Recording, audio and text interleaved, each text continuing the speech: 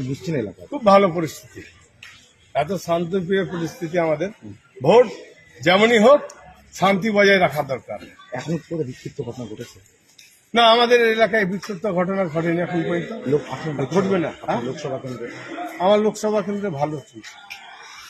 কি আপনি কি আশঙ্কা করছেন যে না না, কোনো আশঙ্কা নাই। মানুষ যে যাকে খুশি ভোট দিবে, শাंति बजाय रखबे।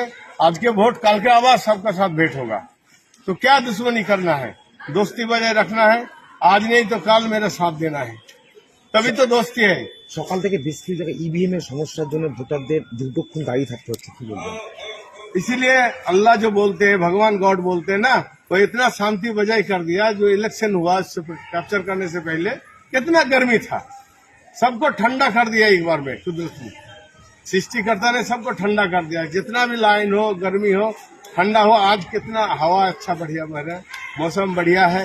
वोट आराम से दे रहा है, आराम से इसे होना चाहिए, देना चाहिए। আমি চাইবো সবাই ভালোভাবে ভোট দিচ্ছে, ভালোভাবে ভোট দেখ, শান্তি বজায় রাখুক, ভাইচারা বজায় রাখুক।